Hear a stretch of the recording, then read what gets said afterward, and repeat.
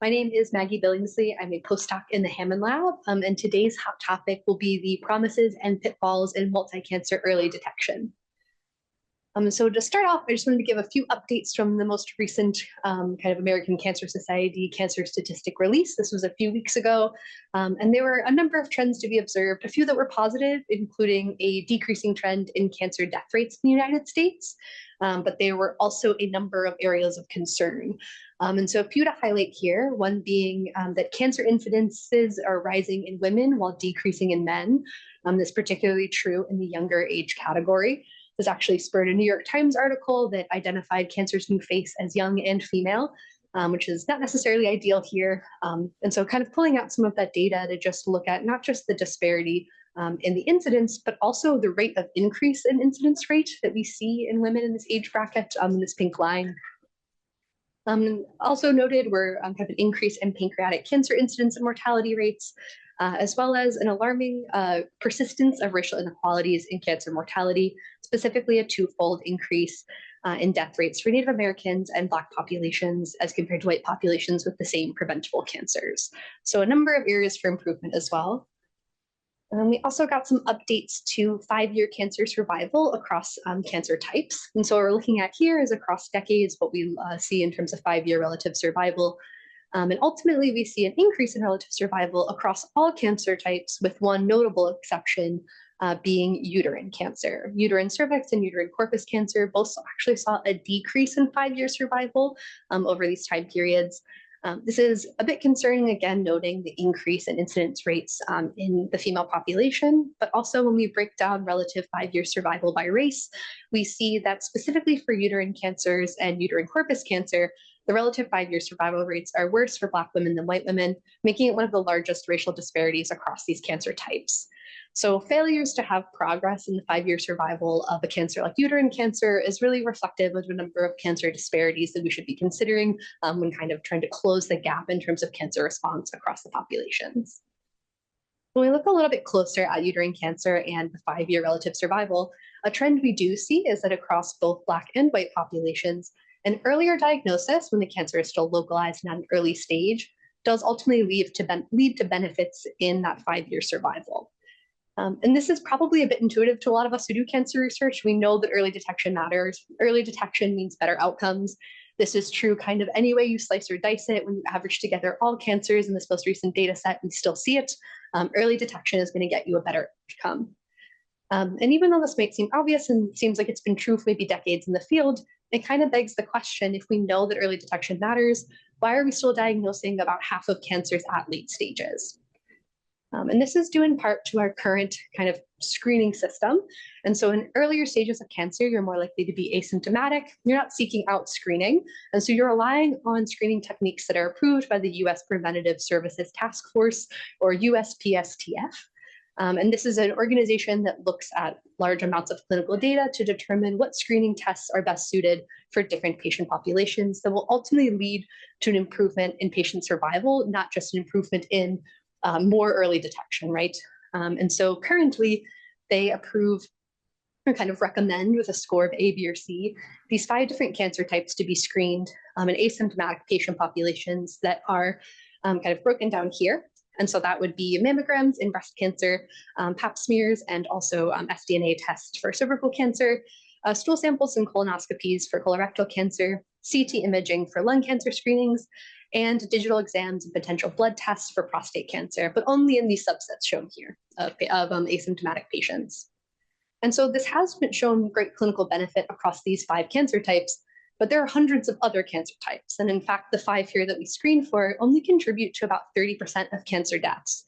So that means that 70% of cancer deaths are coming from cancers that we don't even screen for at these early stages.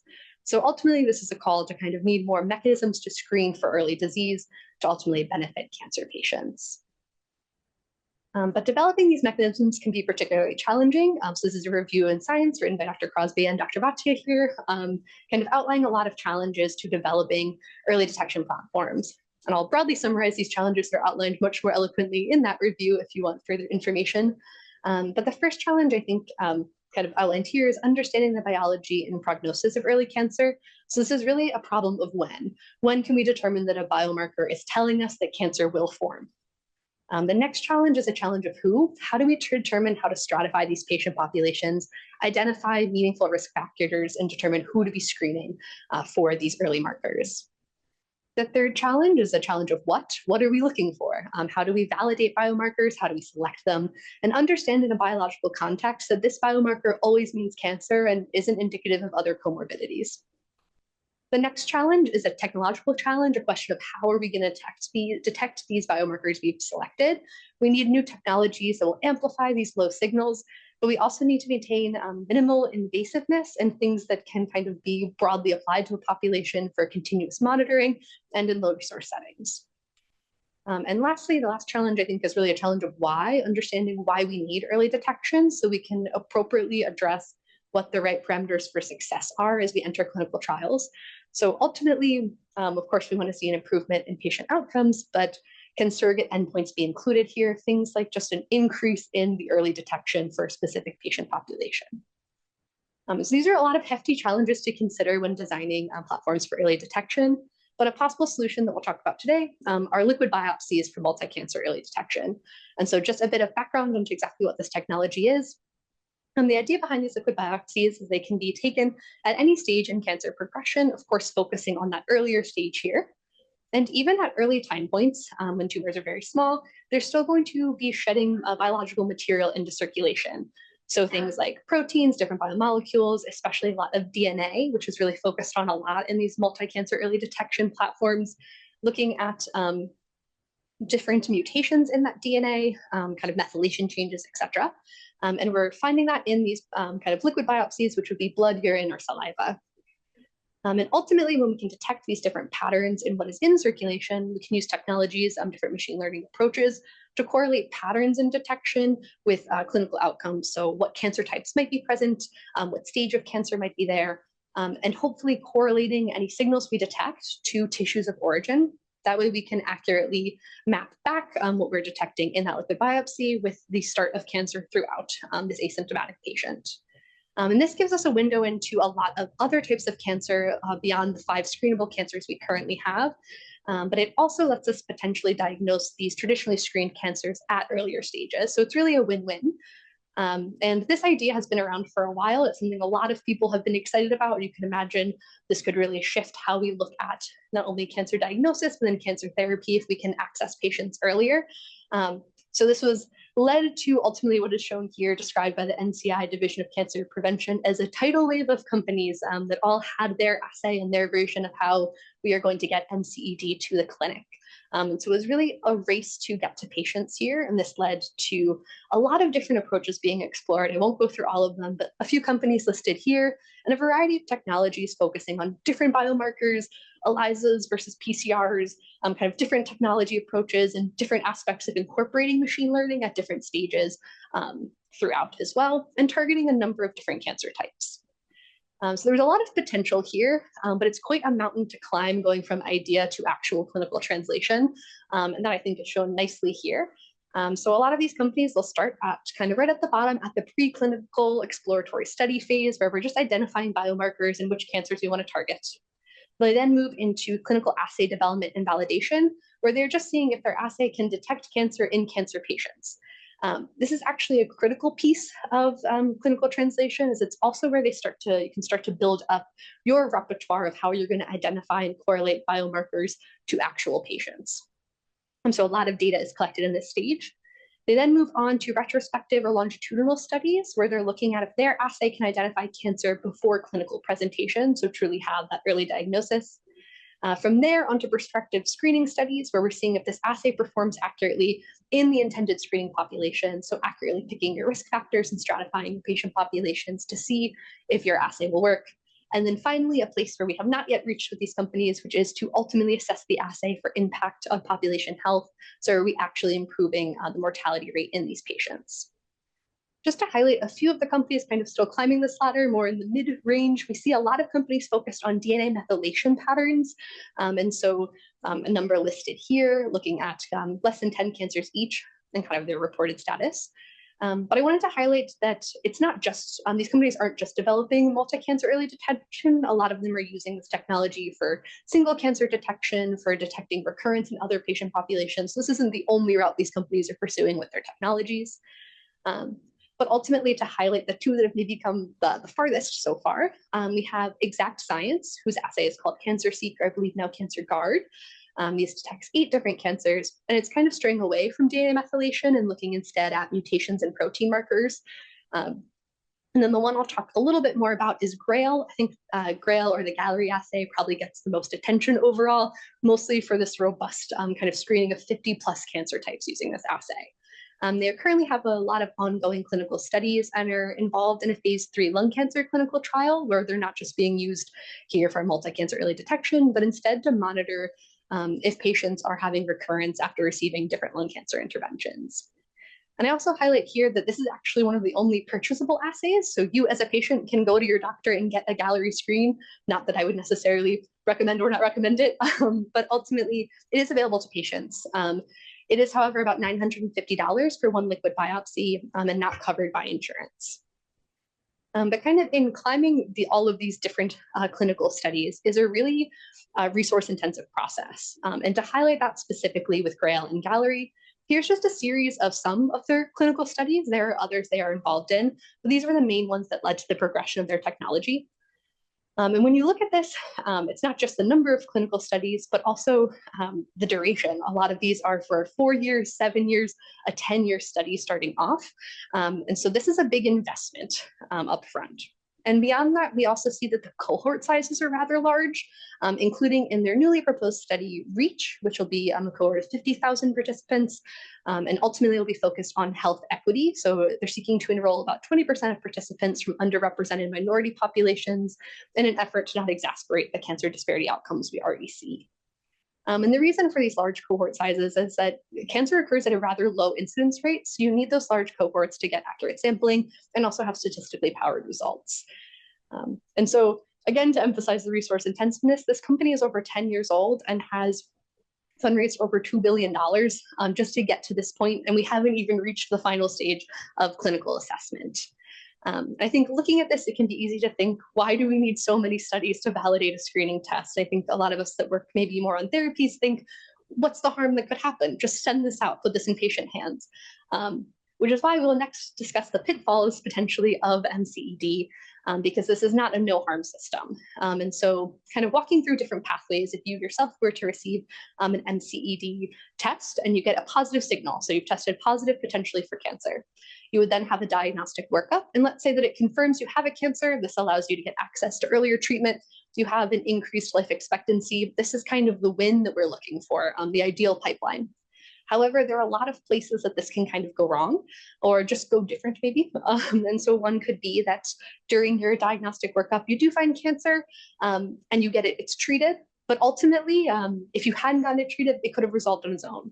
It might be something that wouldn't have ultimately developed into a malignancy. So now we've kind of overdiagnosed or overtreated a population. There's also a chance that during the diagnostic workup, you don't find any cancer. So you had a positive liquid biopsy, but a negative diagnostic workup. So you've now created anxiety and additional screenings.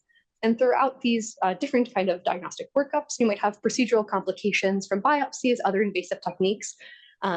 There is imaging, but a lot of cancers still rely on biopsy. So there is kind of cost and also stress associated with that for patients. And finally, you may receive a negative readout from your test, which of course could be a false negative. This is something that's true kind of across diagnostics, something to consider. Or you could receive a true negative, in which case you still need to know what your next steps are. How often should you be receiving these liquid biopsies, understanding the cadence of that over time. And across all of these different outcomes, we know that there is ultimately a financial burden on patients, not just to get these tests, but also to do all the diagnostic work and follow up. And so as we can imagine, these financial burdens and also accessibility can vary so much across populations. There's a big risk here to exacerbate current health disparities. And beyond that, this is a large increase on the healthcare system. So we're going to have a lot of diagnostic work that is unexpected and kind of unprecedented currently for seemingly asymptomatic patients.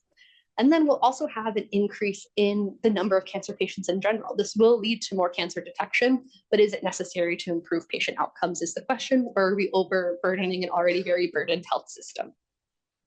So a lot to consider when kind of designing these MCED tests and things to keep in mind as we see it move forward. Of course, there are the technical considerations that I won't dive into too deeply here, but of course, that accuracy, sensitivity, and specificity all play a big role in how we move through that kind of flow chart I just showed.